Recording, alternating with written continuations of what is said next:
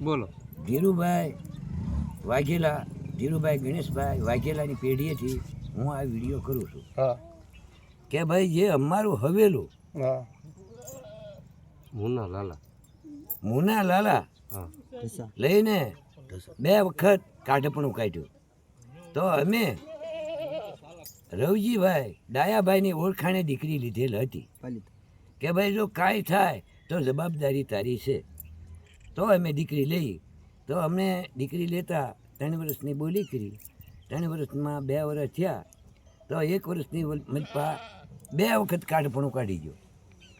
છતાંય અમે કીધું કે ભાઈ રવજી ડાયા તારી ઓળખાણે લીધું છે અને તું જા, હું ઝીણા ઝવેર નહીં આવું. ત્યાં ઢસા નકર આવું પણ તારા ઘરે, ઢસા હું ન આવું. મારી ભાણકી તારા છોકરાને લગ્ન કરી આપ્યા મેં રવજી ડાયા, અને રવજી ડાયા તારી બેનની દીકરી મારા છોકરા કાંતિ ઝીણાના છોકરાને આપેલ. છતાંય તું જા, તો એ માણસ ત્યાં ગયા. ઢસા જાતા 5 કે 2 નાચ ભેગી થી ના કાગળ કરીપત એને લખાવ્યા કે ભાઈ થયું એ થયું, રહ્યું 4 રખા મેચ્યા અને કાગળ કરીને 5000 રૂપિયા અને કાગળ ભાઈ આપણે સારોલીના બટુકભાઈ સારોલીન ના મેચ્યા. પણ ખાબજાબ ઝીણા ઝવેરનું પતાવવાનું અને એની દેવીએ આ દીકરી વહાડવા તમારે જવાનું. તો એને કબૂલ મંજૂર કર્યું. 5 લાખ રૂપિયાની કાંઈ પહેરાવી નાખી રહી.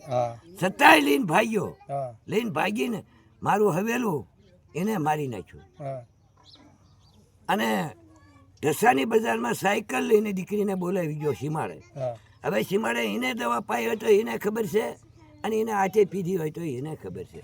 તો એ કીધું કે આ વાતની મલપા આ દીકરી મરાણી. તો એ જળ ફસડ લાગતા અમે ઢસાઈ ગયા કે ભાઈ આ શું છે? તો કે કાંઈ નહીં, તમે તારી દીકરી તમને આપી દી, પણ ભાગી ગયા. એ અમે સમજણ કરી લીધી છે પીરિયાની હારી. ભાઈઓએ સમજણ કરી, પણ જે મારી લીધેલી હતી હારી અને 1 રૂપિયાની કે અગરબત્તીએ પણ અમને આપેલી નથી. તો નાચે સોર માથે મેચ્યું કે જાઓ તમારું લાગે લપડે તો આ સૂર્યા પાસેથી લેવાનું અને પીરિયાને કે ત્યાં સુધી તારે આને હંધીવાળો રાખવાનો, એની હારી તારે વર વાપસ થાય નહીં. તો ભાઈ મારી અમે ગરીબી જ ભોગવી છે. એ જાણે દારૂડિયા માણા અને મારવાનું હિં બતાવે છે, માણસોને બાંધવાનું બતાડે છે, એને હગાને બતાડે ચડાવે અને પેટમાં રાખી. એક ગોટો તો હતો, છતાંય ગોટોય પેટમાં રાખ્યો. હજી મારી નાચને હોળવતા ચાલે છે ભાઈ, ખોટું બોલી. તો મારો પોતાનો હાડુભાઈ મુનકીધારથી એ વરવાઈ ગયો, પણ એને વાત ન કરી કે ઝીણા ઝવેરનો ન્યાય આવ્યા છે એમ. તો એ પેટમાં રાખી અને એને દીકરી ના આપી. પછી રાયધન ગલકોટડી વાળા ચિત્તળવાળા એને પણ પેટમાં રાખી, એની પણ દીકરી લઈ આવ્યા. તો પાછળના ભાગમાં અમને ખબર પડી તો કે ભાઈ આ તમે અન્યાય કરતા નહીં, મારો ન્યાય છે, ન્યાય કાઢ્યા સિવાય તમે વર વાપર કરતા નહીં. અને હવે કોઈ અમે પાસે કોઈ અમને કોઈ અગરબત્તી એને આપી હોય તો અમે હારી ગયા. કોઈ મારી પાસે ઝીણા ઝવેર પાસે કોઈ એના કુટુંબનું માંગણું હોય તો હું દેતા પાછો પડું તો હાથો જઈ હારી ગયો. તો આ મારી ઉજળા વ્યવહારની દીકરી લીધેલી છે, કોઈ મારી પાસે નિયા નથી, અને નિયા માટે તો મારે જવાબ દેવો. અને એને ઘરે હવે કોઈ ખાવ પીવો તો 4 ધામના રખાય એના મોભી દીકરા મારે. અને મારી 55 ની અંદર આવી જવાબ દે. અને એ તે જ્યાં રવજી ડાયાને ના ઈ કે ના જવાનું, મારી દુબળી દેવીનો ન્યાય કર્યા સિવાય એને હારી કોઈ વાપર કરો તો એને 4 ધામના રખાય એનો મોભી દીકરો મારે.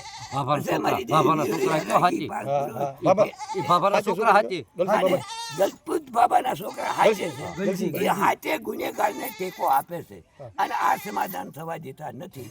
તો હાચેનો પણ દર બંધો થવો જોઈએ અને થોડા દીમાં આનો જજમેન્ટ આવવો જોઈએ. ગમે ના આવી અને જવાબ દઈ જાય અને મારી દેવી દાદાનું લાગે મને અપાઈ દો મારી નાચ. જય માતાજી. સરપંચ મને સાંભળાય.